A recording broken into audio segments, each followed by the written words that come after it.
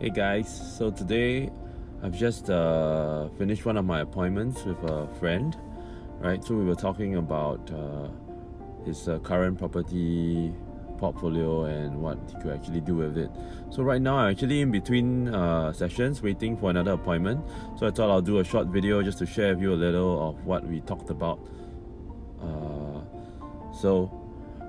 I'm sure most of you have read about my HDB situation, right, from my blog, where the HDB that I bought in 2012 actually lost about $120,000 in value, right, over a period of just 5 years, from 2012 to 2017, right. So I was very concerned then because this flat was bought together with my parents. So we actually used their CPF funds to purchase this home, right? And over a period of 5 years, it lost $120,000 in value, right? So that translates to my parents' CPF funds, their retirement funds. Now they are $120,000 short in retirement funds, right? So I was very worried at that point of time, right? So what I was worried about was that my parents wouldn't have enough for their retirement. And the second other worry was, will the property still continue depreciating, losing more money over time, right? And does this mean that the longer I stay here, the more money we will actually lose, right? So at this point of time, what I did was then, after knowing this, I started educating myself, attending seminars, spending thousands of dollars, going for courses, right, just to learn about this thing called the Singapore property market, right? So I also spend lots of time reading articles, buying books, just to get myself educated on what is the property market actually like, right? So from this, after speaking to many people regarding their property concerns and all that, I realized that I know that there is everyone has a different need, right, at different stages of their life, right?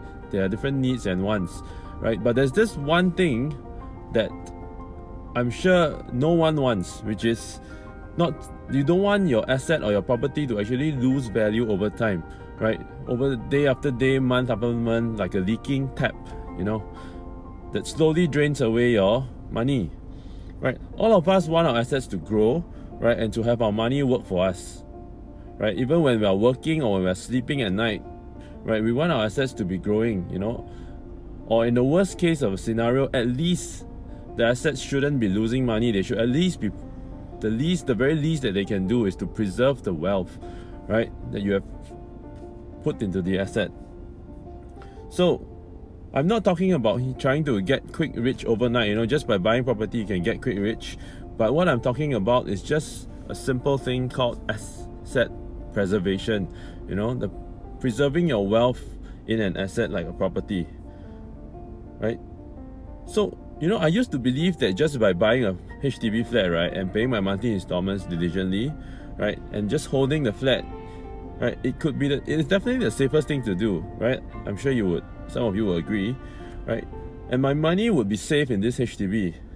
But I realized this was actually not the case, right? So for some of my friends who tell me, or some of my clients, they actually tell me, it's okay, right? At least I'm staying in this home, I can just let it treat the monthly expenses, or rather the monthly installment as just expenses, right? And I can pay off the loan, the 20-30 year loan, and I just stay there all the, this 20-30 years until I retire, right? Yes, you can do that, but what about the CPF accrued interest, this thing called the CPF accrued interest, right? Most of us as Singaporeans who are working, we have CPF, so we use our CPF to actually fund the purchase of the house and also to service the monthly installments, right? So do you know that just for a simple $200,000 HDB, right, after 30 years, if you have used $200,000 from your CPF, you actually need to repay plus accrued interest a total of $400,000 over $1,000 just to pay back the CPF,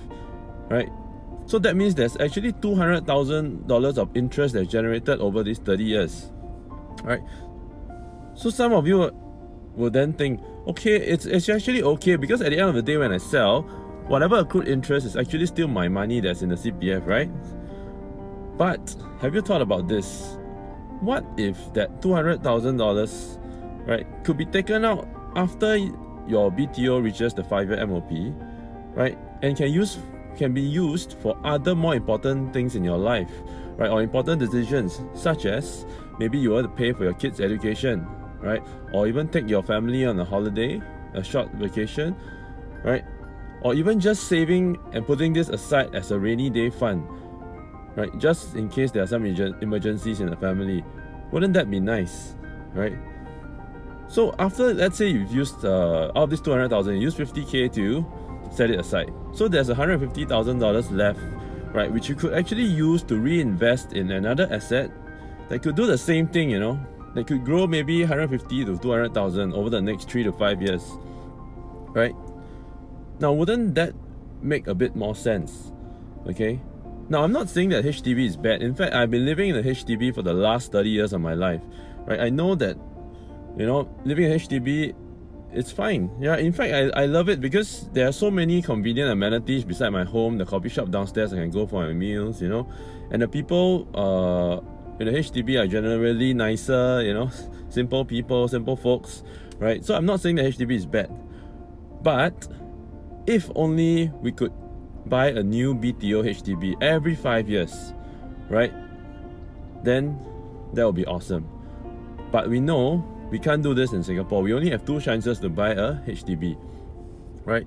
So the only way that I see that we can actually preserve, you know, the value of our property is by putting it, or actually looking at the private property segment, right?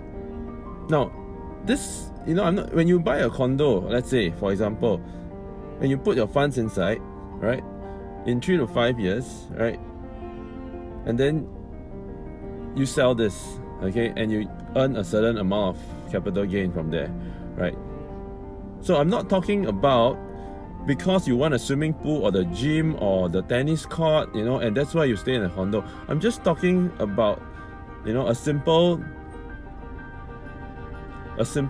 thing called just preserving your wealth, making sure your money doesn't lose value over time, and at the same time you can also stay in this place, right?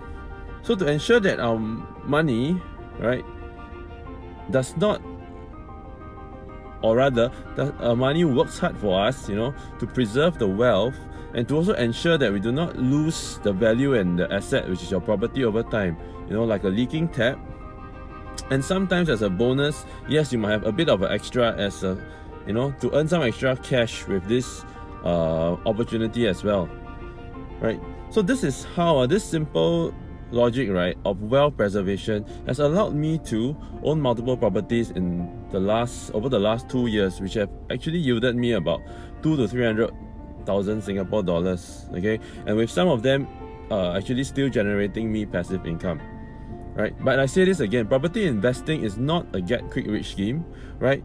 The true intent of this is just to look at this as a manner of wealth preservation, right? So if you're looking to take your first step today, you know, into exploring how you can preserve your wealth through property, you know, and stop this leaking tap syndrome that I like to call it, right? You can comment below, right? Just comment below, or you can drop me a private message, right? So this is Mark from Property Growth Strategist, and I'll see you soon.